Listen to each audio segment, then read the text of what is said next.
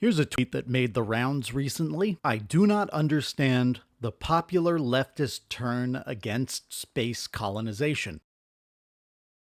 I think I might.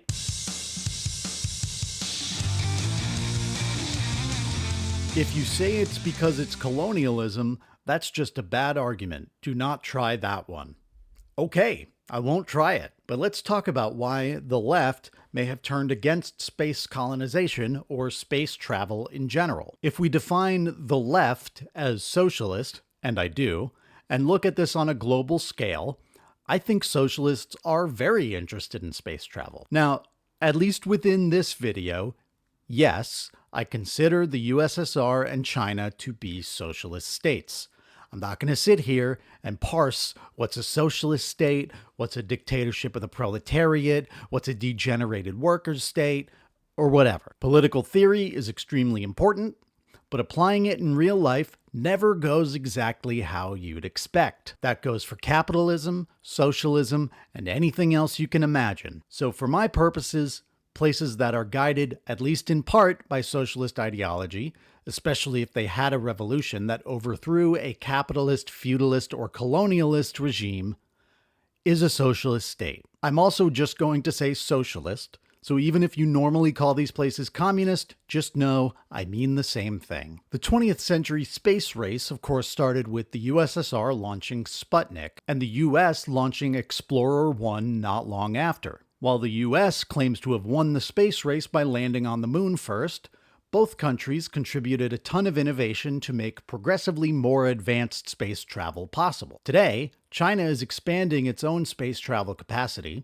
and even building its own space station, since we essentially banned them from the ISS because we're dicks. However, it's quite possible the tweet was a reference to the US left. DSA, PSL, CPUSA, FRSO, and other scattered socialist and socialist-adjacent folks. None of these groups express much, if any, interest in space travel or colonization. The reason, and this is borne out in the replies, is that leftists, A, are more interested in solving problems for humans on Earth, B, want space exploration done by state agencies, not private corporations, and C, the technology is just not there, and the benefits of a push for space colonization are still unclear at best. Michael Parenti, socialist author and lecturer, wrote in his 1995 book Against Empire that US manned space missions were a waste of money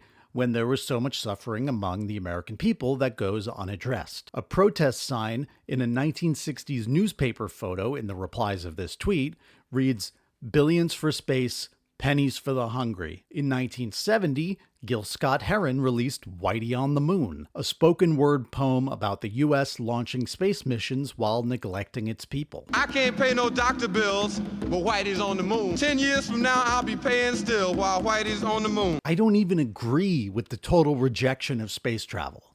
We can and should do both. We just should prioritize human flourishing. If it comes down to it, we should not increase the resources we put into space if they could be better used on Earth. I'm not saying we have to be perfect before we go to space, but maybe we could tie NASA funding to some metric, like child poverty or something. We have to reduce child poverty by a certain percentage before raising the NASA budget. Again, it's just not that complicated. China is showing us right now that you can simultaneously build a space program, build and maintain massive infrastructure projects, and improve living standards all at the same time for like 1.5 billion people. I just don't think our leaders are at all interested in any of this because they're outsourcing space travel to SpaceX and have completely given up on infrastructure and living standards. And this is often the argument when you say we should prioritize fixing things on Earth. People will say, we can do both, as many did in this thread. But here's the problem. Are we doing both? Again, space is not a priority for this government. It's a money funnel for Elon Musk, a guy who is also currently in charge of dismantling the US's already meager social safety nets. The leftist platonic ideal of space travel and space colonization is Star Trek. I've made videos about this, and my conservative hate watchers are going to cry about it, but socialism is the best way to describe the politics of the United Earth and Federation of Planets. And you could even argue that its economy is communist. Money doesn't exist in the 24th century. We work to better ourselves and the rest of humanity. I'll leave links so you can go watch those if you'd like. The problem is, right-wingers see the ships go swoosh and the phasers go pew, pew, pew, and they think the whole point is the cool gadgets, and that somehow making the fucking gadgets will magically create the peaceful, advanced society you see in the shows. This is baby shit. The baby talk silliness you get into when you think without Marx, when you think without class analysis. It's anti-materialist, mystical thinking. If someone invented the replicator today, it would be subject to the artificial scarcity of capitalism so they could profit. You'd have to buy it from a corporation, if you could even afford it, and pay a monthly subscription fee to use pre-portioned recipes for specific items. If someone invented enterprise-like starships, they would be used to fight wars between nations or used by imperialist countries like the US to intimidate smaller countries. Even if we could get to Mars and develop reliable supply lines and sustainable colonies, it would be like international waters on steroids. No labor laws, no human rights laws, no courts, no regulations. If you think this is how the civilization you see in Star Trek would have developed if it was real, you're delusional. I swear to Zephram Cochrane, if I see one person in the comments talk about post-scarcity, I'm going to send it warp 9 straight up your ass. Speaking of Zephram Cochrane, he is canonically the inventor of warp travel on Earth. Some smartass might say, well, Cochrane wasn't a socialist. He wanted to invent warp travel to get rich. I've heard enough about the great Zephram Cochrane. You want to know what my vision is? Dollar signs. I built this ship so that I could retire to some tropical island filled with naked women. Well, that's fine. It's worth noting that this was before Earth became united and peaceful. It was the aftermath of World War III. And while Cochrane wanted to get rich, there was no guarantee he would. Parts of the world might have been intact, but many were in nuclear fallout. Cochrane was understandably jaded, but he wouldn't have dedicated his life in this hellhole with no promise of financial reward to building a warp engine if he didn't care about the future of humanity. Someone once said, "Don't try to be a great man, just be a man. Let history make its own judgments." It's rhetorical nonsense. Who said that? You did. 10 years from now. Whatever you want to say about Cochrane, don't forget that only 90 years after his first warp flight, we get the society depicted in Star Trek Enterprise. A man is only worth the sum of his possessions. Back on my homeworld, that kind of thinking almost destroyed our civilization. You should have managed your businesses better. People say Elon Musk cares about humanity, but without all the stupid hype, he's just a capitalist. He's just an investor. He doesn't know anything, he has no skills, he despises the working class, and he's defunding every government program besides the military and his own contracts. He's not some selfless hero for humanity, he's just a rich prick. But that doesn't stop Elon from tweeting shit like, "Let's make Starfleet Academy real." Now again, let's imagine someone develops a Starfleet Academy right now under capitalism. It would be privately owned and you'd have to be rich in order to attend it. It wouldn't solve a single goddamn problem. We'd be replicating all the inequality we have now,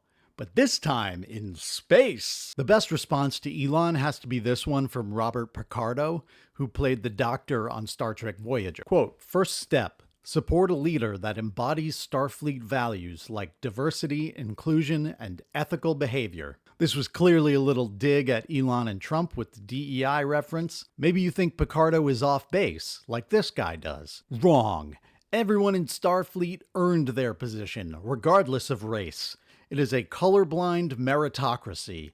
A DEI hire on a starship is how red shirts happen. Well, red shirts is a reference to Star Trek, meaning the guys in the original series who were not in the main cast usually wore red shirts and tended to die on missions. So I guess it wasn't a colorblind meritocracy yet by the 2260s. It's a flawed metaphor, my dude. So of course, if you're not an insane person, you know that this is not how DEI works.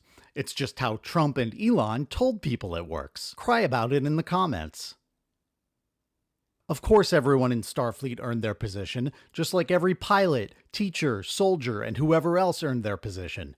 DEI just means making sure the meritocracy considers everyone it should consider. If Earth hadn't united, collapsed all national borders, and declared everyone on the planet an equal citizen, and Starfleet was just an American endeavor, it's quite possible that Spock, Sulu, Chekhov, Uhura, Scotty, Worf, Geordi, Picard, and any other non-Americans who served on the Enterprise would not have even gotten the chance to apply. How many people are languishing in poverty right now, unable to participate in your fucking meritocracy? Star Trek came to embody many political ideals, but diversity was the whole point from the very beginning, both in the production of the show and in the in-show universe. Do you think it was an accident that this cast picture goes from left to right, Scottish, Russian, American, Kenyan, Japanese, space Jew?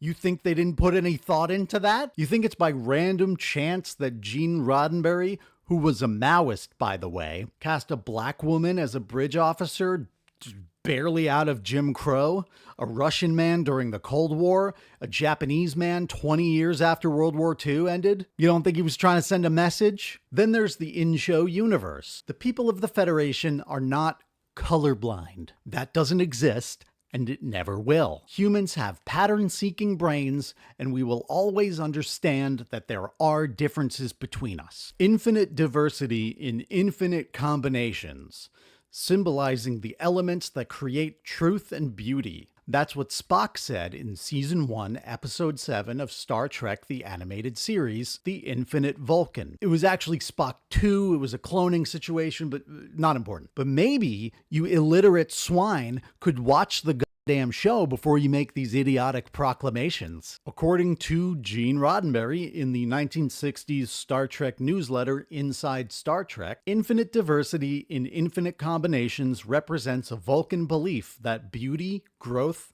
progress all result from the union of the unlike. The brotherhood of man is an ideal based on learning to delight in our essential differences, as well as learning to recognize our similarities. But it's not just Vulcans. In Season 1, Episode 14 of the original series, Balance of Terror, the crew see a species called Romulans for the first time. The Romulans were a known empire hostile to the Federation, but the two hadn't interacted in many, many years. When it turned out the Romulans looked remarkably similar to Vulcans, an officer named Styles questions Spock's loyalties. And Kirk says, "Well, here's one thing you can be sure of, mister. Leave any bigotry in your quarters. There's no room for it on the bridge. Do I make myself clear?" You do, sir. In the very next episode, Let That Be Your Last Battlefield, Star Trek hits you over the head with possibly the least subtle morality play in TV history. It is obvious to the most simple-minded that Lokai is of an inferior breed. The obvious visual evidence, Commissioner, is that he is of the same breed as yourself. Are you blind, Commander Spock? Look at me. You're black on one side and white on the other. I am black on the right side. Lokai is white on the right side. All of his people are white on the right side. And of course, there's Captain Picard's immortal monologue from The Neutral Zone, the Season 1 finale from Star Trek The Next Generation. A lot has changed in the past 300 years. People are no longer obsessed with the accumulation of things. We've eliminated hunger, want, the need for possessions. We've grown out of our infancy. My point is that Star Trek, despite what conservatives may believe, is not actually about space travel. The point of the show was never, space colonization is good and we should do it at all costs. It was, as Gene said, about humanity reaching a point where we can celebrate our differences. It was a meditation on what humanity could accomplish if we united. But to bring this back to Earth, so to speak, the left might not be as out of touch as you think. According to Scientific American, quote, "The specific priorities of the U.S. space program have often been at odds with public opinion. While 65% of Americans said in the new Pew survey it was essential that NASA continue to be involved in space exploration, Only 12% said that sending human astronauts to the moon should be NASA's top priority. Although somewhat at odds with the national space agenda, this valuation is not new. Even during the 1960s, when NASA undertook Project Apollo, Americans ranked solving problems on Earth, such as pollution, poverty, and national beautification, above landing humans on the moon. So it's clearly not just the socialists or the libs dashing everyone's magnificent space colonization dreams. Americans are just not that interested in getting humans into space, even if we generally support NASA and enjoy the idea of learning more about space. Thanks for watching. Please like, comment, and subscribe, and help us out on Patreon if you're able. Bye now.